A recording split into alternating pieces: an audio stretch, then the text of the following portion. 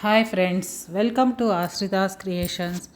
ఈరోజు మనము పనికిరావని పడేసే ప్లాస్టిక్ బాటిల్స్, ముఖ్యంగా ఇలాంటి కూల్ డ్రింక్ బాటిల్స్తో మనకు బాగా ఇంట్లో ఉపయోగపడే ఒక వస్తువును చూపిస్తానండి. ముందుగా మన ఛానల్ని కొత్తగా ఎవరైనా చూస్తూ ఉంటే లైక్ చేయండి, షేర్ చేయండి, సబ్స్క్రైబ్ చేయండి. నేను ఇక్కడ 7up బాటిల్స్ తీసుకున్నానండి. ఒక 4 7up బాటిల్స్, ఒక కిన్లే బాటిల్ కూడా తీసుకున్నాను.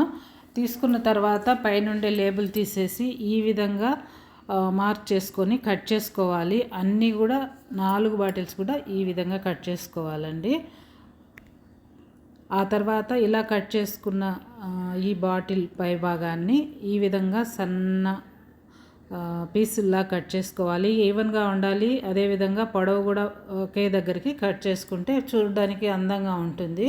పైన కూడా పొడవు ఒకే విధంగా ఉండేటట్లు చూసుకుంటే బాగుంటుందండి. అంత ఈవెన్గా ఈ విధంగా ఎంత వీలైతే అంత సన్నంగా కట్ చేసుకోవాలండి. కట్ చేసిన తర్వాత ఇలా ఉంటుంది. ఇదే విధంగా 4 బాటిల్స్ని కట్ చేసుకోవాలి. ఎంతో ఈజీగా మనము సిజర్స్ తీసుకున్నామంటే కట్ చేసుకోవచ్చు. ఈ విధంగా కట్ చేసుకున్న ప్లాస్టిక్ బాటిల్స్ పైన మూత దగ్గర ఇలా కట్ చేసేసుకోవాలి. మార్క్ చేసుకొని కట్ చేసుకోండి, కరెక్ట్గా వచ్చేస్తుంది.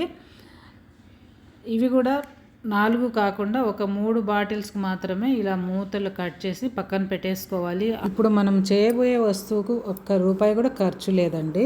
మూత దగ్గర 3 బాటిల్స్ మాత్రమే కట్ చేసుకున్నాం. మనము ఇప్పుడు మూత కట్ చేయకుండా పెట్టుకున్నాం కదా, ఆ బాటిల్లో ఇవన్నీ ఇన్సర్ట్ చేయాలన్నమాట. లోపల పెట్టేసేయాలి 1 by 1. 3 అలా పెట్టేసి అంతా ఒకసారి ఈవెన్గా ఉండేటట్టు సర్దుకోవాలి. ఈ విధంగా వస్తుంది షేపు. కొద్దిగా మనం అలా క్రష్ చేసినామంటే ఈ విధంగా ఉంటుంది. ఇప్పటికే మీకు అర్థమై ఉంటుంది నేనేం తయారు చేయబోతున్నాను. గార్డెన్లో అయితే బ్రూమ్ స్టిక్గా పనిచేస్తుంది, మనకు ఇంట్లో అయితే బూజుకర్గా పనిచేస్తుందండి. ఇది ఒక పైసా ఖర్చు లేదు, మనీ సేవింగ్ టిప్ అనొచ్చు. అదేవిధంగా రీసైక్లింగ్ ఐడియాస్ అని చెప్పవచ్చు.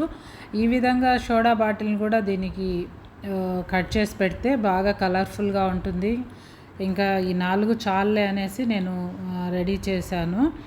ఇలా అంతా పెట్టుకున్న తర్వాత ఈ విధంగా ఏదైనా ఒక కమ్మీ కానీ చాక్ కానీ వేడి చేసి ఇలా పెట్టేసామంటే హోల్స్ పడతాయి. ఒక 4 పెట్టేసుకుంటే సరిపోతుంది.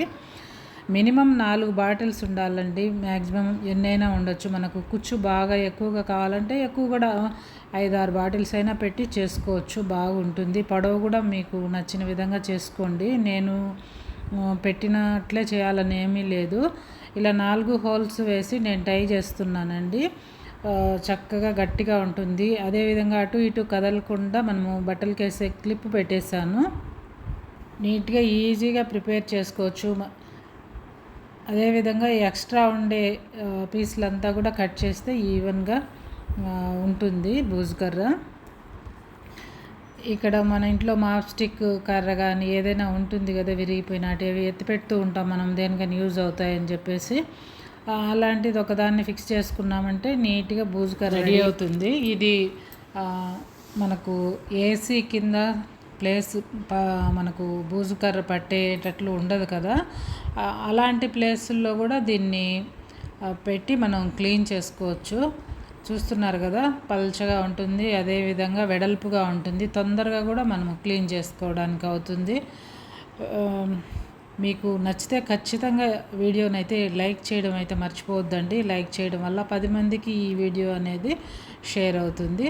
అదేవిధంగా ఇది ఇంకా అందంగా ఉండడం కోసము, ఆ టైస్ కనిపించకుండా ఉండడం కోసం ఇలా ఒక టేప్ని అంటించేస్తే ఇంకా బాగా ఉంటుంది కలర్ఫుల్గా. నా దగ్గర ఎల్లో టేప్ ఉంది, ఈ 2 కాంబినేషన్ బాగుంటుందని చెప్పేసి నేను దాన్ని పెట్టేశాను. పెట్టకపోయినా పర్వాలేదండి, అందంగా కనిపించడం కోసమే ఇలా టేప్తో నేను కవర్ చేసేసాను. ఇదేనండి ఈరోజు video. Thank you for watching.